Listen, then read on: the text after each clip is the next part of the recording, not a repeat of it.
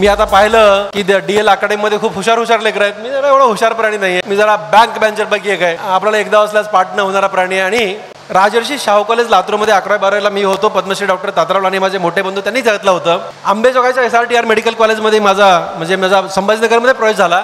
पण दादांच्या पगारावर आम्ही जगत होतो, त्यामुळे दादांनी आंबेजोगाईला ट्रान्सफर करून घेतलं. फर्स्ट इयरला MBBSच्या माझा प्रसंग सांगतोय मी कन्सिस्टन्सीचा. फर्स्ट इयरला 50 पैकी 20 नापास झाले, जे 30 पास ज्यामध्ये मी होतो. सेकंड इयर गेलं, थर्ड इयर मध्ये काय झालं, बॅच तयार झाल्या 15 मुलाची एक 15 मुलाची एक. भानगड अशी, डॉक्टर ताताराव लांडेचा सख्खा छोटा भाऊ, मी त्यांच्याच घरात राहायचो. आम्हाला ना मेडिकल कॉलेजमध्ये कसं असतं की कोणी असं वर्गात येऊन शिकवत नाही. एक वार्ड असतो, त्या वार्डमध्ये पेशंट असतात आणि पेशंट बघायचा आणि पेशंट बघून झाला की ते राऊंडला सर येतात आणि ते तुम्हाला शिकवतात. अशी पद्धत असते. ते राऊंडला सर आले, 15 मुलं उभा आहेत, त्यामध्ये मी एक. सगळ्यात जास्त प्रश्न मला विचारायचे, कारण ताताराव लांडेचा भाऊ होत. ते मला प्रश्न विचारायचे, मला यायचं नाही. एकदा नाही आलं, दोनदा नाही आलं, तीनदा नाही आलं, 10 वेळा आलं नाही. दादाला सांगायचं विठ्ठलला काहीच येत नाही, विठ्ठलला काहीच येत नाही. आता आमच्याकडे दुसरी भानगड आहे. वहिनी म्हणजे दादांच्या मिसेस खूप चांगली, म्हणजे मी तिला आई म्हणतो. तर मग असा नियम आहे की माय अण्णा हे माझे पहिले आई वडील आहेत आणि दादा आणि वहिनी दुसरे आई वडील आहेत, असा नियम आहे. म्हणजे आजही ते चौघं जेव्हा बसतात तर सगळ्यात पहिलं वहिनीच्या पाया पडतो मी, नंतर दादांच्या, नंतर आईच्या, नंतर माझ्या वडिलांच्या. असा आजचा नियम आहे. ओके, त्याच्यामुळे मी त्यांना खूप मानतो. त्यांनीच शिकवलं, त्यांनीच घडवलं, त्यांच्यामुळेच घडलो. आणि दादांना कळलं की विठ्ठलला काहीच येत नाही. प्रचंड रागीट माणूस. म्हणजे रागीट म्हणजे कसं बघा, आज दादा 68 वर्षाचे होतील आणि मी 55 वर्षाचा होईल. आजही दादांना मी, दादांचे बरेच मित्र इथे बसले तुम्ही सांगतोय, आजही दादांना मी डायरेक्ट फोन करत नाही, त्यांना मेसेज करतो आणि तेच मला फोन करतात आज ह्या कंडिशनला. मग तेव्हा जेव्हा मी MBBSच्या थर्ड इयरला होतो तेव्हा तर कसला घाबरत होतो काय सांगू तुम्हाला. आता म्हणजे मी फायनलला जाईपर्यंत दादांचा कितीतरी वेळा मार खाल्लाय, भरपूर वेळा मार खाल्ला. तेव्हा त्यामध्ये प्रचंड भीती होती माझ्या मनामध्ये. त्यांना कळलं मला काही येत नाही. दादानं ते डायरेक्ट मला बोलायचे नाहीत. दादा काय करायचे, वहिनीला बोलायचे आधी, वहिनीला तुझ्या लाडक्याला सांग त्याला काहीच येत नाही. मग वहिनी सगळा घरातला राग शांत झाल्यानंतर मला कधीतरी सांगायच्या, मला हे म्हणजे दादा हे असे म्हणत होते, तुम्हाला काहीतरी येत नाही, तुम्हाला काहीतरी येत नाही, हे म्हणत होत. तुम्हाला सांगू का, मी मला इतकं वाईट वाटायचं, मला काही येत नाही हे दादांना कळलं, दादांकडनं वहिनीला कळलं, आपली काय इज्जत राहिली राव.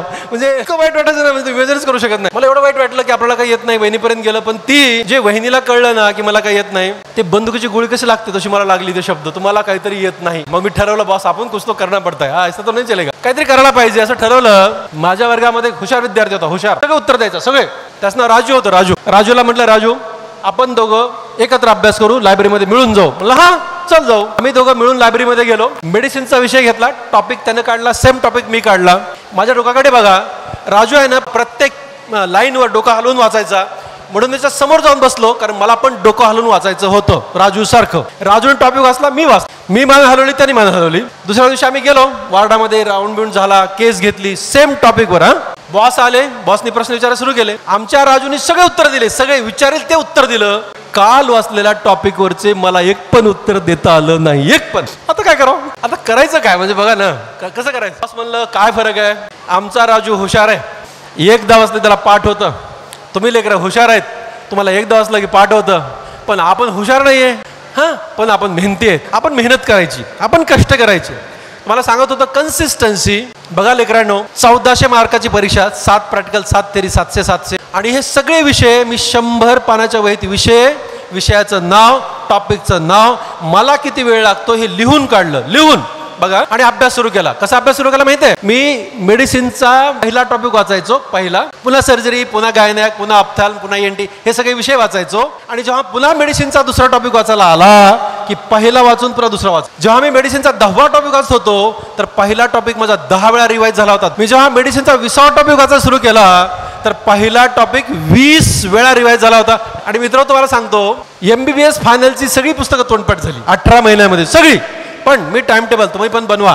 मी रविवारी अभ्यास करत नाही, एक सुट्टी. दररोज 8 तास झोपायचं आणि बाकी अभ्यासच करायचा. स्वतःला 2 तास द्यायचे, 8 तास झोपायचं, 2 तास स्वतःला द्यायचे. रविवारी अभ्यास करायचा नाही आणि बाकी फक्त अभ्यास करायचा. हे फिक्स म्हणजे फिक्स, एकदम फिक्स, तंतोतंत, मिनिट. ओके, MBBS फायनलची सगळी पुस्तकं तोंडपाठ केली, तोंडपाठ झाली.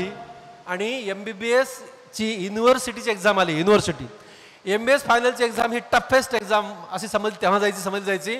ही एकदम टफ एक्झाम, युनिव्हर्सिटीची एक्झाम आली. एक्झाम दिली आम्ही आणि निकाल लागला. आणि 14ला 14 विषयाची गोल्ड मेडल एकाच माणसाला मिळाली. 14ला 14, 14 गोल्ड मेडल माझ्या नावावर आहेत, 14. आणि हे रेकॉर्ड गेली 32 वर्ष कोणी तोडलं नाही. कुणीतरी तोडा. जे तोडेल त्याला मी जगातलं सगळ्यात मोठं बक्षीस देणार आहे. कुणीही तोडा. 32 इयर्स झालेत, मी अर्धा म्हातारा झालोय आता, एकाने रेकॉर्ड तोडलं नाही. ओके, मला काय सांगायचं होतं, फार हुशार असायची गरज नाही, पण कन्सिस्टन्सी ठेवायची गरज आहे.